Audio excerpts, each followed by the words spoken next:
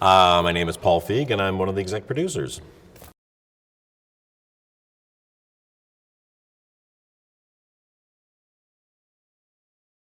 Love Life is a story of one woman's road to finding the perfect match.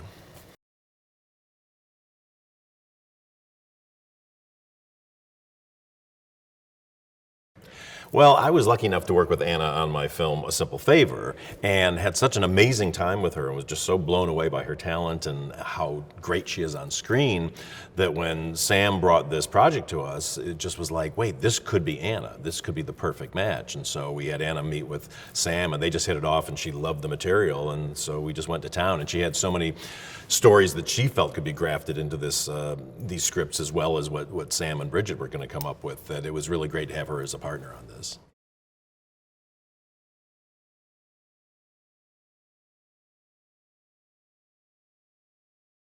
Well, Darby's a young woman who's had an interesting upbringing, coming from parents of divorce and has been shuttled around between families, and it's left her feeling a little insecure about herself and a little unsure about the world and looking for love, as we all are. And this is really just the journey of her meeting people and a bit of a mystery of who she's going to end up with. And what I really love about it is the fact that you just get to see all the things that go into what brings us to our hopefully perfect relationship.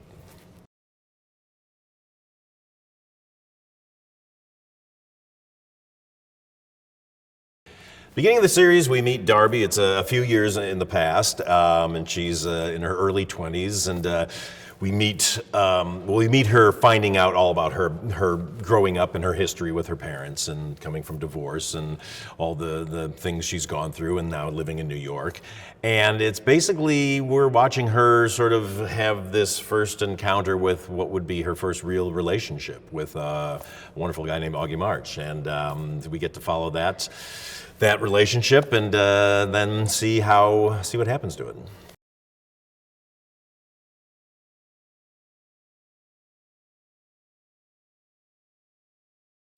Well, Sam and Bridget did an amazing job of figuring out how one person would go through life and go through these relationships. What do you get from these relationships? What do you leave behind? What do you learn? What do you realize you don't want to do again? What do you realize you want? And what I love about it is the show doesn't even go in linear order. We go out of sequence, and sometimes one episode we'll meet her when she's younger than the previous one, and then we'll see flashbacks to things she's gone through in the past, and they'll come back in later episodes and tie together. And you never quite know what characters are going to show up again. So it was really written and plotted out the way that life is, where you just don't know what's going to happen next, and you're sort of open and ready for anything.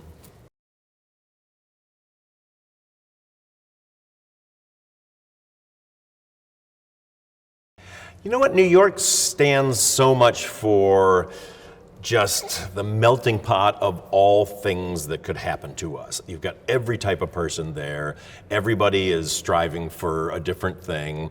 Everybody isn't freaked out by the fact that they are in such a diverse place, and so you don't have a homogenous feeling when you're in New York. It feels like anything is possible. The palette has a million different paints on it, and there's so many things that can go into this hopeful masterpiece that will be your life.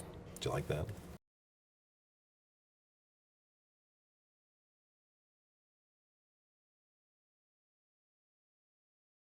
I just love the idea of really taking a deep dive into what makes a person a happy person, makes them not complete, because no person will ever complete you, but what can help your life become more complete by finding the complementary person whose life you can also help move towards being a complete, hopefully not mess, but a complete experience, which is just, finding love, finding support, finding the person that you can talk to that you may have issues with, obviously, and you'll fight with, and you'll have great times with, but what's that thing that goes to finding the glue that holds a real relationship together? Even if it's a tenuous glue, there is a glue when you're in a relationship. I've been married 25 years now, and we have our ups, we have our downs, but we will never leave each other because we love each other so much, and that was informed by all the relationships we had gone through on the road to meeting.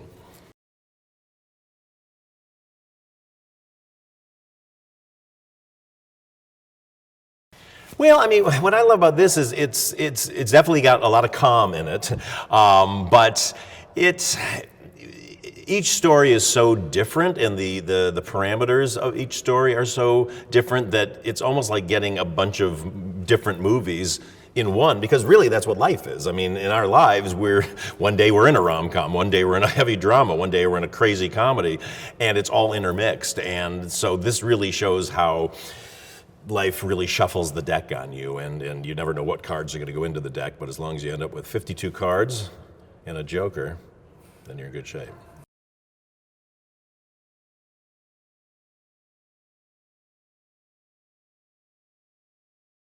Well, I mean, that's what I find really lovely about the show is each episode you're kind of like, oh, ooh, I like that person. I want her to end up with him. And then as it goes along, sometimes you're like, yay, and sometimes you're like, oh, do I want her with him? And then there's sometimes you feel heartbroken because you're like, oh, I wish that would have worked out. And other times you're like, oh, thank goodness he's gone. And but I think again that's life. You have friends who are in relationships, and you're like, oh my God, I love your girlfriend, your boyfriend so much, and then we broke up, and you're like, well, wait, what? And then somebody else will have the biggest shithead, person with them, and you're like, really? That's the person? And then they end up being happy and living together forever, and you're like, well, good for you. I don't think we'll hang out anymore. But we're very tough on other people's love interests.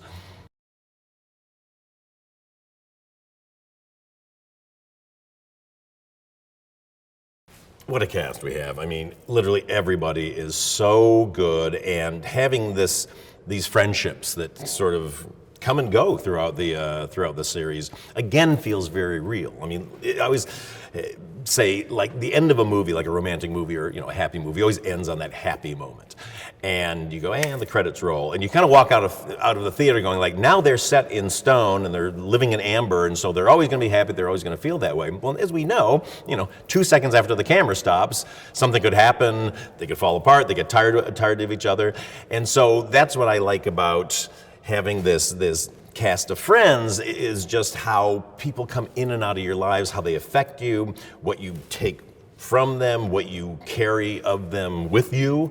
I love her relationship with her friend Sara, how that kind of really goes through some ups and downs, and they actually go away from each other for a while. But it feels very natural because that's what our friendships are all like in life. There's people you think you're going to be friends with forever, and it doesn't mean you have a breakup or mean you have falling out. It just means you grow apart, and other times they'll come back into your life later. Or there's just some friends that just last forever. And so having this great supporting cast that can just give you all those flavors and make you root for them as much as you root for these relationships that Darby's going into that just makes it such a complete picture.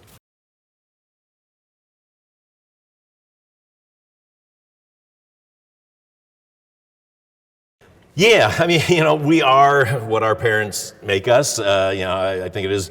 I'm a big fan of nurture over nature. I think nature has a big part of it, but I think nurture really plays heavily into it. And the fact that Darby comes from these two parents that are, slightly self-absorbed because they're normal people. I mean, the parents don't have a superpower of suddenly being fantastic and wonderful. They're just struggling the way that the rest of us are. They just happen to be older than us and able to give birth to us. So I really love the relationship between both of the parents, but especially between Darby and her mother, because her mother is trying so hard but so self-absorbed but doesn't quite see it, and then is trying to learn from Darby and how they're kind of learning from each other to be tolerant of each other. The whole show is really about, I think, kind of giving people a break while you're still being hard on them because you're trying to get what you need from them or find the thing that you need from them.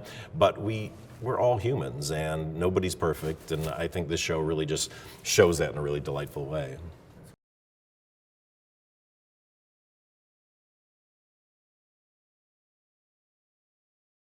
You know what? First and foremost, Anna Kendrick, who is so wonderful to watch on screen, and her character is just so lovable, and you just root for her because she's not a pushover and she's not a nerd. She's just this very earnest person who's desperately trying to find love, and she comes from a background where she was denied love or denied standard kind of parental love. It was always kind of pulled apart, and she was always playing second fiddle to whatever kids were in the new family, and carries those scars with her. And so I think that just just makes you really root for her, and you want her to find happiness, and you want her to find love. And the fact that we get to spend each episode watching a different relationship fall apart in whatever different way that it does, it just invests you in that person, because that's what we feel about ourselves. You know, every relationship we get into is like, this is going to be the one, I know it, and then you try to make that work. And so I just think there's such a rooting interest in Anna's character, and then on top of it, you got these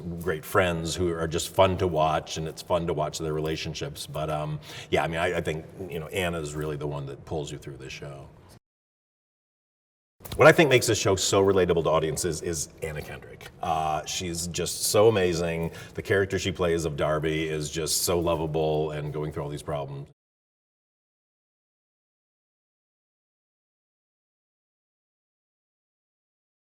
What will set this show apart from others is just the fact that it's so real while being so much fun and being so engaging. And it's just something you root for. It's kind of like, it's like the world's greatest murder mystery, because it's about trying to figure out who a person that we really love and watch is going to be with. And so not only are you just pulled along by the stories and by everything going on in those stories, there is a mystery that hangs over it, because in the very beginning of the show, the very first episode, we are told she will find happiness. It's not going to be who she thinks it is at this time. So we're constantly going, who is it? And the fact that Sam and Bridget bring these characters in and out of these stories, it really just kind of opens up it's like a big game of Clue all of a sudden, but it's very satisfying, because in the end, somebody finds true love.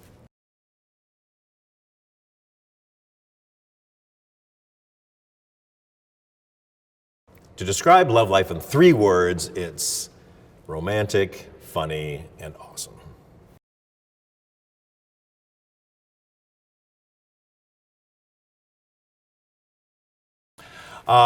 You know what? What will appeal to international audiences is the fact that love is universal. No matter where you're from, what culture you're from, anything, everybody is looking for love.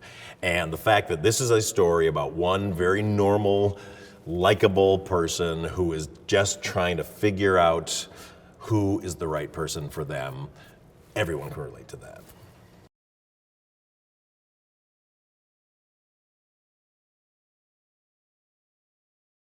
Well, what I love about recorded medium, if you will, filmmaking and television, all that stuff, where basically something happens and it's captured on film forever.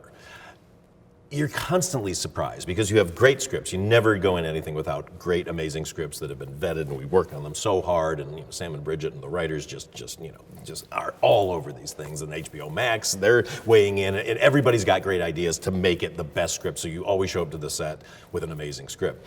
But then once you get on a set and you have these great actors who then make it come alive, you're constantly surprised, because they'll just take great material and make it even more amazing. They'll surprise you a lot of times where you go like, well, we thought they would say it like this, and then they'll just say it some other way, and you're like, wow, that's so great, because that's in the moment. Because that's the thing with actors, as writers, we can all, and producers and all that, we can all sit around and kind of, it's gonna be this, it's gonna be that, but actors have to be those people. They have to take everything that we've come up with and sell it and make it real for themselves, because they are the ones who are the characters. And so when that happens, we can sit there all day and go like, you should say it like this. That's not how that person talks. And so when they, hopefully we know their voice when we do it, but I'm constantly surprised by the performances and the choices that actors will make. And so, every day is filled with wonderful surprises.